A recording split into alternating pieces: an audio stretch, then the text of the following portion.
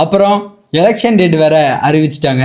நம்ம கட்சிக்கு களங்கம் விளைவிக்கக்கூடிய விஷயங்கள் என்ன இருக்கு? அந்த சைடு பாருங்க, ஸ்கூல்ல குழந்தைங்கலாம் மதியான சாப்பாடு சாப்பிட்டு ஃபுட் பாய்சன் ஆயிடுச்சு. இப்போ நான் இதை எப்படி ஆஃப் பண்றேன்னு மட்டும் பாரு. நான் இதுல இப்போ ஷேர் பண்ணிக்கலாம். டெய்லி பேச நானே வந்து மண்ணை ஊட்டி விடுறதுக்கு என்ன நல்லா சாப்பிடுறீங்க?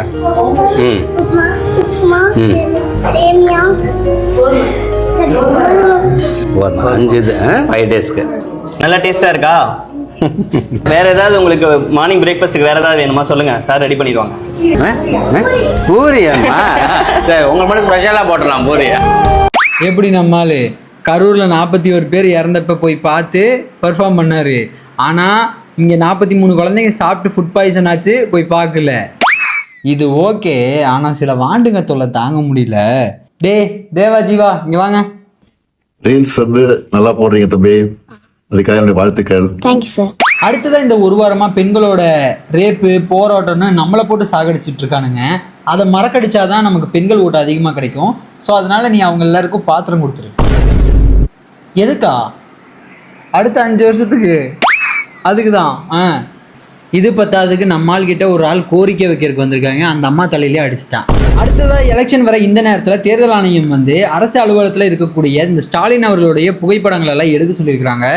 அதை பார்க்குறப்ப கூட எனக்கு அவ்வளோ காமெடி இல்லை. ஆனால் அதுக்கு கீழே போட்டிருந்த இந்த கமெண்ட்டை பார்த்தது எனக்கு குபீர்னு சிரிப்பு வந்துருச்சு.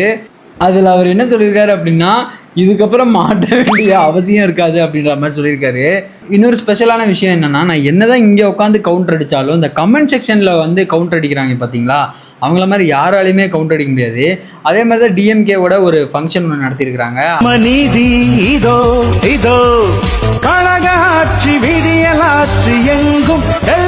வீடியோ பார்த்துட்டிங்களா? இப்போ இந்த கமெண்ட்டை பாருங்க. ஒரிஜினல் கமலையாக ஆட வச்சிருக்கலாம், கூலி மிச்சம் உங்கள் கட்சியில் தானே இருக்காரு. பயங்கரமான கவுண்டரில். அடுத்தது நம்ம எல்லாருமே கேள்விப்பட்டிருப்போம் கொடுத்து கொடுத்து சிவந்த கை அப்படின்னு. இந்த கொடுத்து கொடுத்து சிவந்த கைன்னு ஏன் சொல்கிறோம் அப்படின்னா, நிறைய பேருக்கு அன்பளிப்பாக பெருந்தன்மையாக நிறைய பேர் கொடுப்பாங்க, அவங்களுக்காக நம்ம இந்த வார்த்தையை சொல்கிறோம்.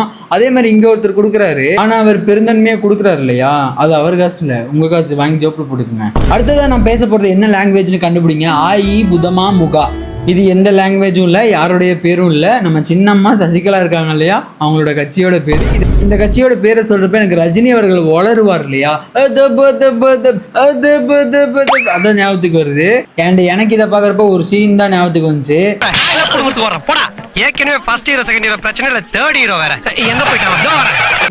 இப்போ இது தேவைதானா சிவாஜி? அண்ட் இந்த மாதிரியான வீடியோஸை பார்க்குறதுக்கு மறக்காம நம்ம பேஜை ஃபாலோ பண்ணிக்கோங்க.